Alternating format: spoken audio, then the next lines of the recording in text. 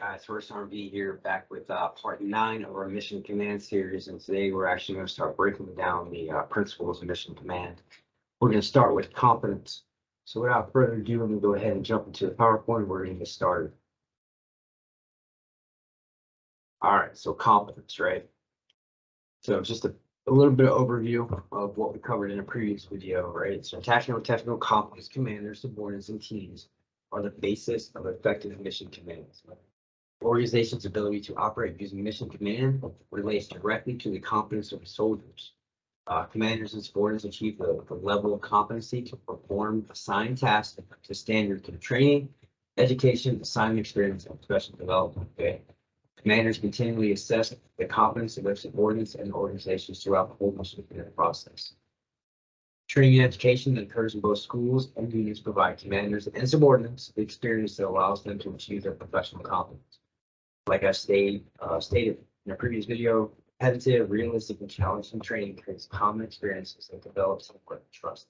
A shared understanding that commanders need to exercise mission command enforces the need to achieve the goal. These skills can also be developing through coursework, stimulations, and experiences. So when you get more into this, we'll talk about the art of command. So this is a little diagram here. Okay, so mission command is a commander's assessment of 3 things, each dependent upon one another. So see, we got mission command and assessment. So between competence, commanders are always assessing and looking at the risk. Okay, so these 3 things is what actually the commanders are assessment all the time. So competence, right? So the assessment of subordinates' competence, skill set, and previous demonstrated abilities to complete the task or a similar task. Assessment, right? So when we talk about assessment, it's an assessment of commanders' willingness to allocate to the task and acceptance of those assets potentially being damaged or lost in the conduct of the task. Then finally is the risk, right? The assess risk based on the philosophy of the likelihood versus consequences for that task. So as an example of this is the following, okay?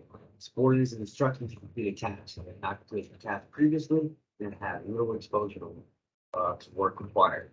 The subordinate only begun their command as a lieutenant within the Army. The commander may apply the mission command by accepting a level of risk and amending the task to suit the LT's ability or provide more access to the subordinate to empower them to complete the task. All right, so what this means is providing the subordinate with experienced non-commissioned officers or soldiers to provide subject matter experts, okay, and more physical access to support the mission. That's one way we can get out of this. For example, 2, right? An experienced subordinate is assigned a mission by the commander. The task is deemed routine for the subordinate. The risk is assessed as low by the commander. The commander may use their assigned assets everywhere based on the knowledge that the subordinate will have the ability to complete the task in a creative way with fewer assets.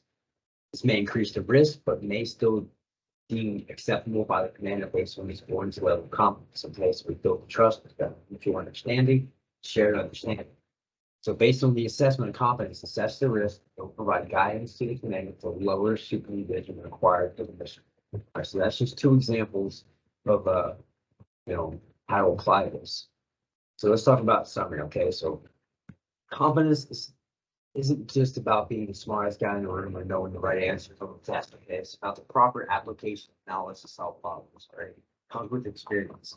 Army's ability to operate effectively by using mission command principles relates directly to the competence of soldiers of the Army. This is just me talking. I believe competence is required for training, education, assignments, experience, and professional development courses, okay, that will be tested because of assessments. It's the main tool the commander uses to determine whether the unit is combat ready. Like I said, that's just something I believe in. Lastly, mutual trust is a 2-way street. Mutual trust is a shared confidence between the commanders, subordinates, and partner soldiers accept their leaders to practice what they preach. Okay? Leaders should be able to count on their soldiers to come through during crunch time. This way, both parties know that others will always be there to test them. So, like I said, confidence is something we have to develop. Yeah, with a lot of practice, a lot of repetitions, realistic training. So I hope this video was helpful. I hope you guys stay tuned for part 10 of our series. We'll talk about the next mission command principle. As always, make sure you hit that like and subscribe button. Go Warriors.